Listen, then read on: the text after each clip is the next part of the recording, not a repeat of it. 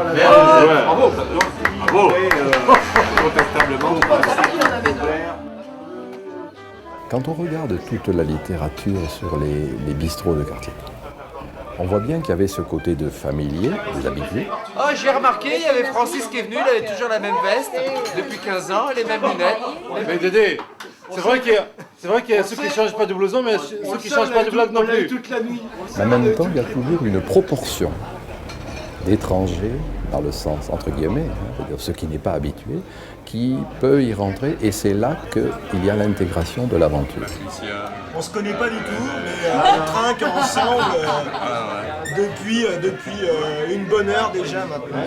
C'est le bonheur. Même si je ne suis pas un habitué, bon, je viens boire un petit verre de temps en temps, et puis je rencontre des gens comme... C'est quoi ton prénom? Il n'y a pas. Il n'y a pas de pas, voilà.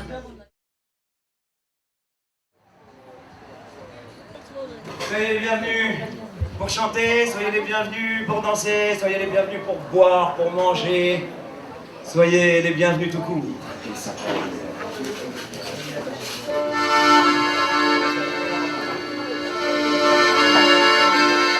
À Paris, quand un amour fleurit, ça fait pendant des semaines de cœur qui se sourit.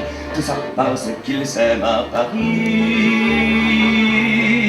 Au printemps, sur les toits, les girouettes tournent font les coquettes, avec le premier vent qui passe indifférent, nonchalant. Car le vent, quand il vient à Paris, n'a plus qu'un seul souci, c'est d'aller musarder dans tous les beaux quartiers à Paris.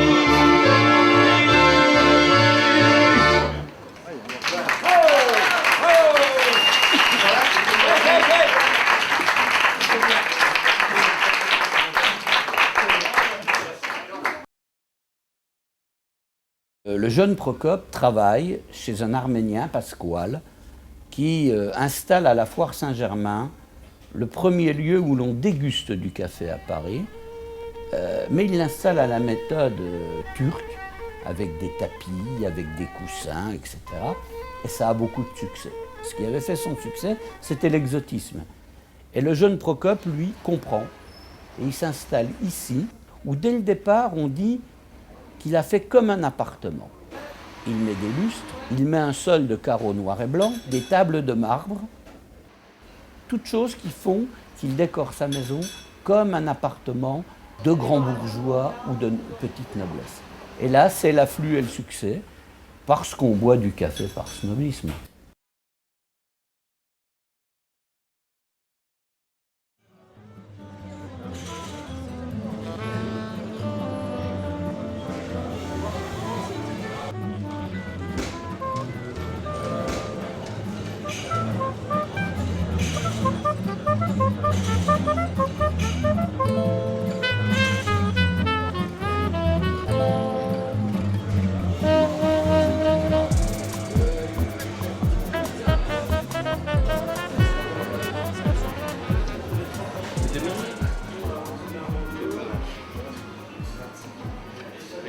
Bonjour.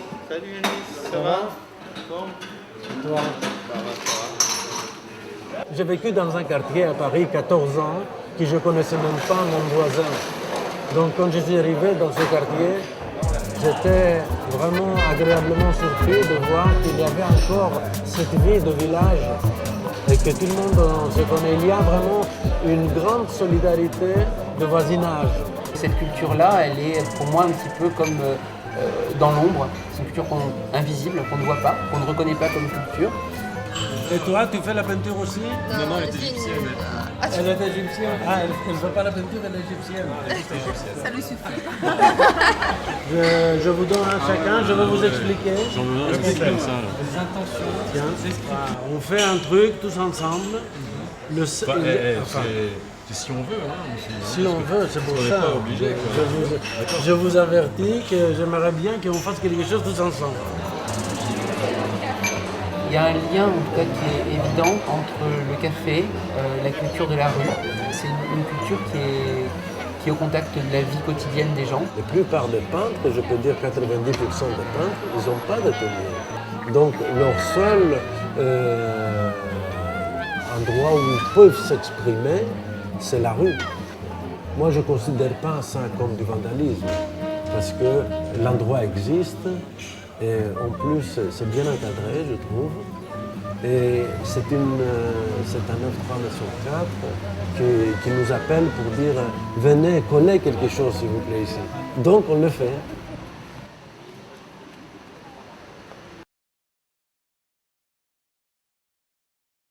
Beaucoup d'argent, money, money, money.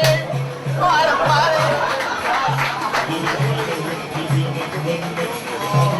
ادعيلي وادعيلي ادعيلي واسمعيلي يا دايم الخير يا يما يا يما ادعيلي بالخير يا يما يا يما كيفاش يدير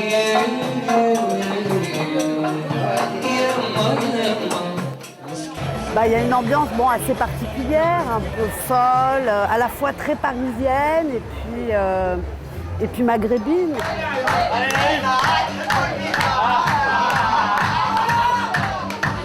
De toutes les façons, il n'y a pas que les Algérois qui viennent à Belludan. Oui, oui. Zérouti vient pour le mur. Et moi, je suis d'Oran. J'aime bien Belludan parce qu'il me rappelle Oran dans sa manière d'interpréter la musique algéroise. Il me semble qu'il joue de l'oranais, quelque part. Et ça me satisfait.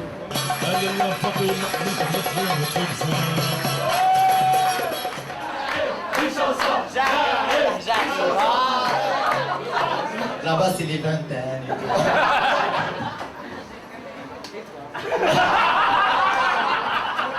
Un café. يا بالله يا طويل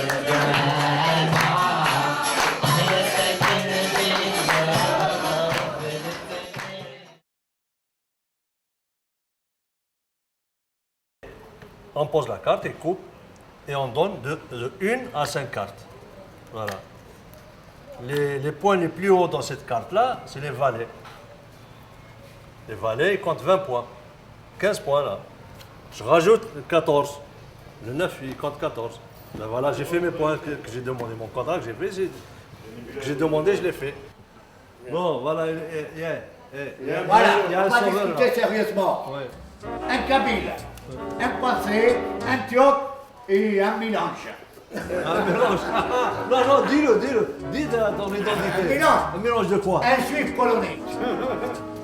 Voilà, moitié. Une. On va le niquer. Coupe.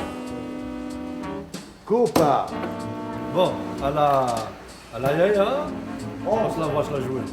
Vraiment, il y a beaucoup d'échanges culturels qui se fait et c'est grâce à ça, disons, l'intégration des populations étrangères s'est faite en douceur justement. C'est en douceur et dans la sérénité.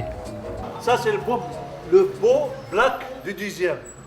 C'est l'emmerdeur public du 10e. Mais c'est un Toulousain, hein, c'est pas un black. Il est de Toulouse. Hein. C'est un Toulouse, hein. Je suis pas rasé. 107. Ça se voit pas, tu es noir. 37. Hein?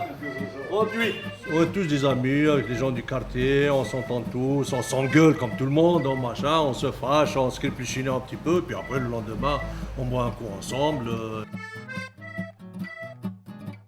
Je suis noir. Oh merde, Je m'amuse avec des amis, je passe mon temps ici, quoi.